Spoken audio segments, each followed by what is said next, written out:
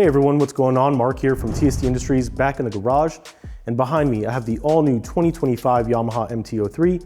And in this video, I will be guiding you through the installation process of our TST LED front pod turn signals. Now, as you can see on the table in front of me, we have a few different turn signal options, complete with mounting adapters and plug-and-play harness adapters.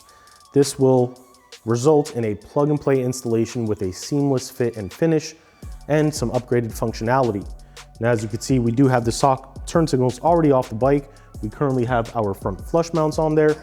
If you are interested in the most streamlined, sleek look, the flush mounts may be the option you're looking for. But we do have several signal options available, so please be sure to check out our website, fully understand what you're purchasing. And if you have any questions, our support team is ready to help. Now, this installation process is pretty straightforward.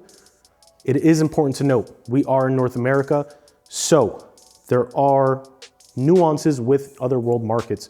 We have seen Europe, Asia, South America, Australia. They do not have running light functions on their front turn signals of the new Yamahas. That is a feature we have in the US. So when you are purchasing and you're watching this video, keep that in mind. Make sure you are aware of where you're living, where we're filming this from, and what you need to purchase for proper functionality. At this point, I think we're ready, so let's go ahead and jump right in.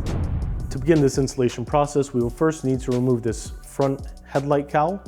We will go ahead and grab a 4mm hex bit T-handle Allen key and remove the two bolts. Now, it is important to note that there are two sleeves inside the rubber grommets left behind. On some bikes, they may be a little loose and they may simply pop out. Ours are pretty snug in there, so we're going to retain them. But just make sure they are removed either with the screw or with the cowl. Now, we do have a small tab here that gets inserted into a small window. So we're going to gently push down and forward. And just like that, you have successfully removed that cowl. You can see here we do have the tab. It does have a silicone insulator on it, a silicone sleeve that goes in there. It helps prevent damage via vibrations. So that gives you a good look at what we're dealing with here. Now at this point, things have gotten much easier. However, we do still need to be very careful. We need to go ahead and remove the dash from the bracket. That will allow us to gain access to our turn signals along with this white connector that's located in the front. Otherwise, you can try and remove your entire headlight unit, and I will tell you from firsthand experience that is not the easiest situation. So we're gonna go ahead and grab some blue painter's tape.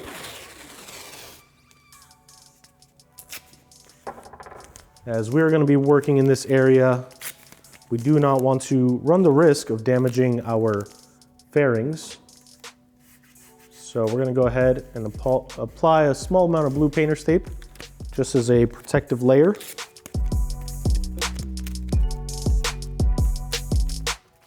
And we will also go ahead and grab a Phillips head screwdriver and apply a little tape on here as well, just as a preventative measure. We really don't want to damage this brand new bike, and I doubt any of you do either. So now we have 3 Phillips head screws, one located in the center and then 2 off to the sides. The 2 off to the sides are a little bit more difficult in order to gain access to. So you really want to practice just patience during this process and ensure you're being intentional and careful with what you do. We'll start off at the center. As you can see, even up here, if you're not careful, you can mar up or damage the upper mounting tab. So we're just going to apply a little bit of force, and with the blue painter's tape, we won't have to worry about this getting scuffed up. Now, you do have some steel washers that may get stuck on the grommets. They may come off with the screws. Be aware. And next we will try and gain access to the ones on the sides. Now these, again, they're at such an odd angle. Now with this upper mount removed, we can actually flex this out a little bit and give us a little bit more leeway to removing this bolt. Another case where the washer did come off with the bolt. And you can see here with the blue painter's tape, the way it got a little marred up, that it was actually coming in contact with these brackets that would help protect it, which is why we applied it.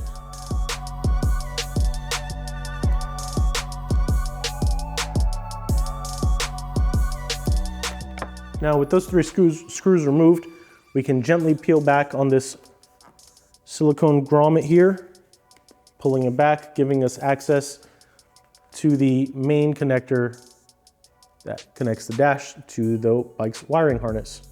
We will gently pull up on this tab and then slip it out, holding the connector in place. Do not pull from the wiring loom or the wiring bundle. You really want to pull from the connector. That way you don't have to deal with any pins coming undone or getting damaged. As you can see, we have several pins that go into the dash. Damaging any one of those can cause you a lot of issues down the road. Toss our dash to the side, and we'll go ahead and toss this wiring grommet to this wiring bundle to the side as well. Now, your turn signal wires are in this nice little pocket that we have here. And in order to gain access to that, we need to go ahead and remove that white connector in the center. If you have a small pick, that would really be ideal. And I will first remove it and then show you what needs to be done. That way you are successful in doing it yourself. And just like that, it's literally that easy, but it does require some precision. So the connector is pushed through this little window in the grommet like so, and then this connector is mounted to a boss located on the back. And how this connector is secured to that boss can create a bit of a headache if you are not familiar. We have this winged dart style clip here. And if you press down on it, when you're inserting it, it becomes pretty slim, inserts in, and then once it pops through its retaining feature, it expands out, locking it in place. Depending on how your bike was assembled, one of those tabs may be expanded or both of them. It's really tough to say. So if you have a long pair of needle nose pliers, that's always a really good option. In my case, only one of these dart clips was expanded, one of the wings. So we were able to use a small pick and release it. Now we're going to disconnect this 4-position connector like so. Toss it to the side. And here we have now a nice bundle of wiring. There are 3 connectors located inside this housing. So let's see if we can give you a better view of that at this time. So the 2 connectors in question we are looking for is this gray one and then a black one all the way underneath this bundle. So first we will disconnect this gray connector. These are brand new connectors on a brand new motorcycle, so sometimes they're a little tough. If you need to use a tool, gently pry up on this tab here, like so, and then pull apart. Now the other one is located all the way at the bottom of this bundle, and it is this black connector. Same situation. You're gonna press on this tab, like so, and then it comes undone. Now, we do have these 2 ends of the connectors that we need to unroute from the motorcycle. The gray one will be positioned in this left-hand side when looking at the bike wire channel. You want to very carefully snake it out from in between. And being that I've removed a million Yamaha turn signals, I know how to do this without really having to look at it. You have a rubber grommet that you need to break free from the locking tab. Let me go ahead and use a tool here. They don't really give you too much real estate inside this signal shroud. So what I did was, in the locked position, this plastic tab is inserted into this rubber grommet, like so. With the 2 tabs inserted into these little window features. In order to remove the signal, you need to flex this out and pry outward on each tab. That releases it, and then this rubber insulator just pops right out, allowing you to remove the turn signal. We'll do the same on the opposite side. Find our black connector, carefully route the wiring out from behind it, just like so. Similar situation on this side.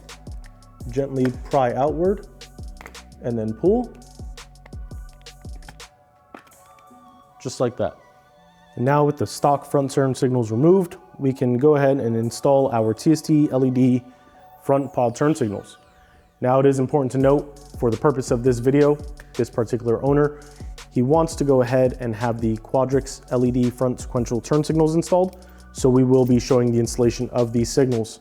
However, the methodology we are about to show can be used for any of our LED front pod turn signals. Now, in the case of our Quadrix front turn signals, they do have a built-in running light. So as you can see here, we have a 3-wire system. And when you look at our plug and play harness adapters, we also have a 3-wire system, along with a 3-position plug going into the factory turn signal connector. It's important to note, as I articulated in the intro, this is region specific. In other world markets, you may only have a 2-wire system on your front turn signal connector. So check that out if you can. A good rule of thumb is if you turn on your bike and your signals do not turn on from the factory with a running light function, you probably have a 2-wire system. If they do turn on and you have a running light function, well, then you have a 3-wire. Now, let's go ahead and grab our components. We'll first grab our signals, and we're gonna go ahead and remove the washer and locking nut so that when it comes time to installing these, we don't have to fuss and fight. We already have everything set up. And we will grab our mounting plates. Now, our adapter plates, it is a 4-piece kit. There's 2 flat washers that look like this. And then we have 2 of these raised and lipped washers.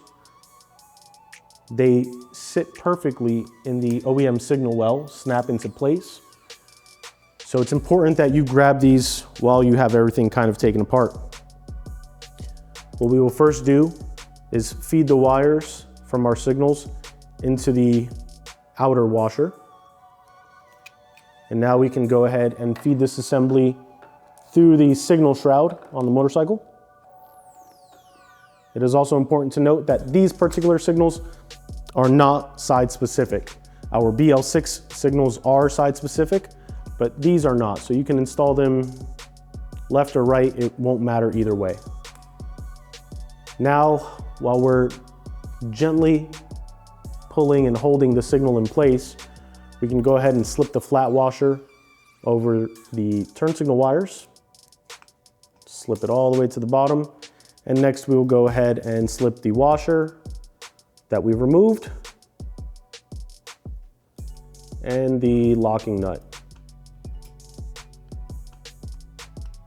So you want to have a stack that is signal, outer washer, flat washer, then the stainless steel washer and the locking nut. And you want to position everything in place on the inner shroud. Begin hand tightening the nut to provide a little bit of tension and security while you affix the inner washer so that it is sitting in the correct orientation. Now this is a 13mm nut, so if you have a nice box wrench handy, you can go ahead and grab an open-ended wrench, and you want to just bottom out by hand and then go another full rotation. That's really all you need. If you start seeing this press in and flex inward and bow, you've over tightened it.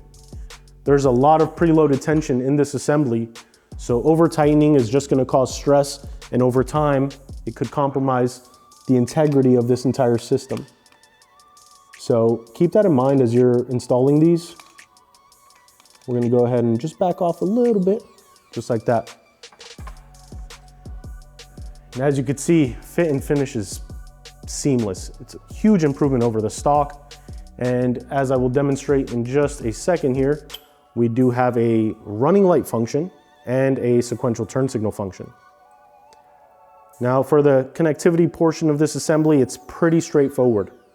And this is, again, why we use arbitrary wire colors on our harness adapters and our signals. Because at the end of the day, it doesn't matter the colors, you need to understand the functions of each. So in this setup, blue is the running light function. If you are in a 2-wire system, you will not use the blue one, so you can tape that off and push it to the side. Or if you're using our 3-wire harness adapter, but you're only using a 2-wire signal, you'll tape off blue and not use it. Red to red. Red is ground on our wiring system with our harness converters for Yamahas. And then brown will be the signal function. We want to slip over these silicone insulators. These will help protect against unintentional contact. And while you're riding, you're getting a lot of vibrations, things can come loose. So slipping both over each other provides a lot of friction. These should not come undone. But before we button this up, we'll add in a layer of electrical tape to provide an additional layer of security. Now with that in place, we can go ahead and connect. And while we were doing the disassembly, we found that the black connector was actually the left side connector or the right side connector when you're looking at the bike. So let's go ahead and test that real quick. We're just going to connect all of our wiring, put our dash in place, power the bike on. And as you can see, we have a running light function. Under running light, this light puts out about 80% brightness. And then when you activate the turn signal, you get 100% brightness and the sequential turn signal function. Now at this point, you want to make a final adjustment. You can twist this a tiny bit. You should never twist it from the stud in order to tighten the nut, but to reposition it, you can go ahead and do that. You'll be safe. With the function verified, let's go ahead and power the motorcycle down, disconnect the dash again, and this 4-position connector. This is actually the headlight wiring. Let's go ahead and grab some electrical tape. Now I mentioned isolating these connectors so they don't cause a short while riding. And that's what we're gonna do now. Nice rule of thumb I like to use is isolate one by itself, like so. And then you can use this as a base to secure a secondary connector. So go ahead and grab the blue one, for example, and we will bundle that with the red wire we just isolated. So we have one isolated onto the other, and then we'll grab a secondary piece of tape, tape the third wire in place, creating a nice neat bundle. Now you have double layers of protection against shorting or blowing the circuit, popping the fuse, good to go. Let's go ahead and repeat the steps on the opposite side. We're gonna speed through this now that you guys have a fundamental understanding of how this entire system works. And by the end of this, you'll be ready to ride.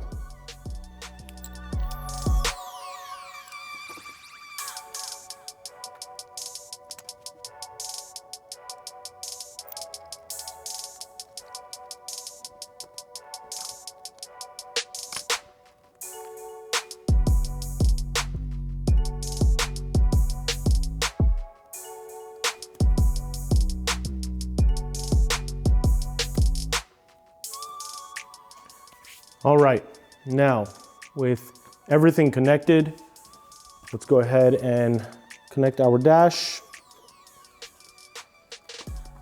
and this 4-position plug.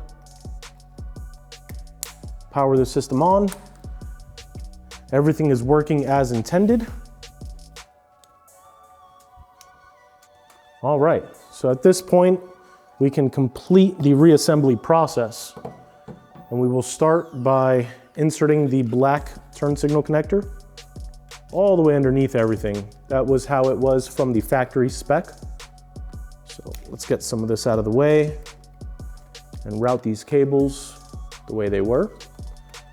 So again, black connector goes all the way to the bottom of this wiring bundle. And then if you have some zip ties or twist ties, you can use them at this point to create a nice, neat little bundle. Most of our turn signals actually include twist ties. So instead of tossing them in the trash, you can repurpose them. Next, we will do the same. We have the white connector was sitting above it, or the gray connector, I should say. We can go ahead and repeat that. Bundle them all together.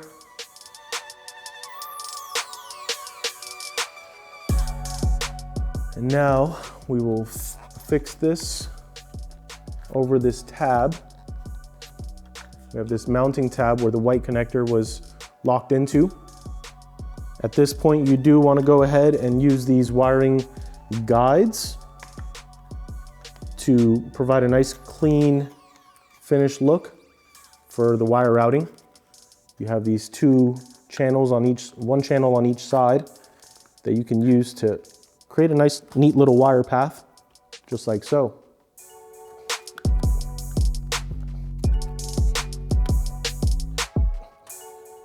All right, now we can go ahead and connect the 4-position headlight connector.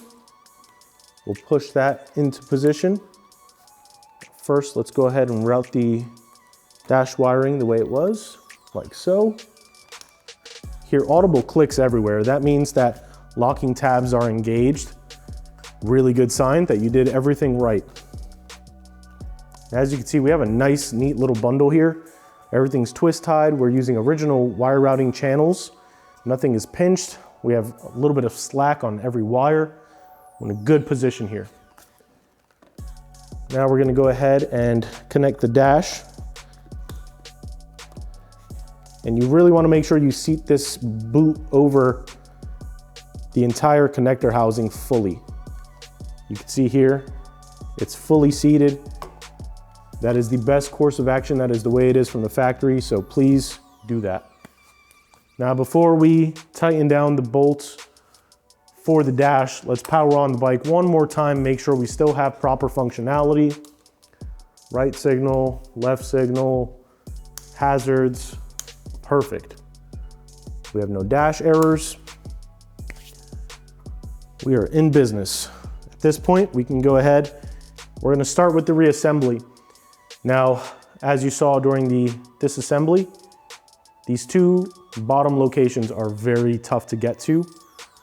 So we're gonna flex them in an upward orientation just slightly, just to begin the engaging of these screws.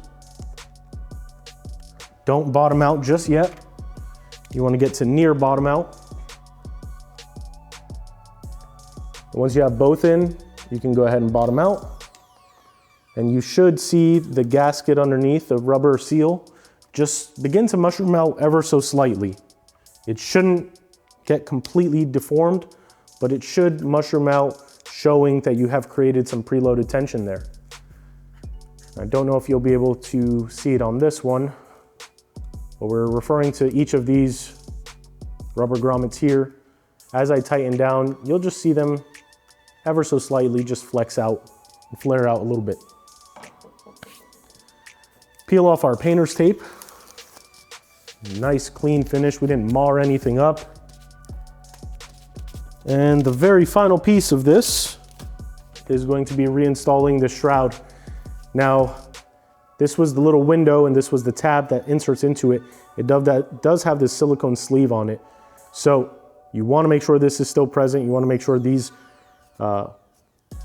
channel guides are also present. If they slipped off, find them, reinstall them. All these pieces are crucial to preventing any damage from vibrations or the pieces falling off. So let's go ahead and slip this on from the bottom and then upward, just like that. Perfect. Go ahead and grab the hardware that you removed along with the 4mm Allen key, hex key, T-handle, whichever tool you chose, hex bit. You want to go to bottom out and then another 1/16 of a rotation if possible. You do not want to over tighten these, but you want to make sure they don't vibrate loose. And there you have it. You have successfully installed our TST LED front pod turn signals, allowing you to remove the stock front turn signals. You have increased function and improved look, plug and play functionality. You really can't ask for much more. So if you're ready to hit that buy now button, transform the front end of your MT-03, you want to see what else we have available for this bike or any other bike that may be in your garage, please be sure to stop by our website, tstindustries.com. The link to these signals can be found in the description below. If you have any questions, comments, concerns, you want to say hey, let us know where you're watching from, the comment field down below is the perfect place to do that. Of course, if you haven't already, you should have hit that subscribe button and turn the notification bell on to stay up to date with all the new and exciting videos we have coming out of the TST Garage. And lastly, social media is the best place to stay up to date with everything TST related, whether that's events we're working, new bikes we're working on, sales, partnerships, even bikes we may be selling from our TST fleet. Instagram, Facebook, Twitter or X, Threads, all username TST Industries. Give us a follow, see what we got going on. For now, this has been Mark in the TST Garage. I thank you all for watching. You guys ride safe. Catch up to you next time.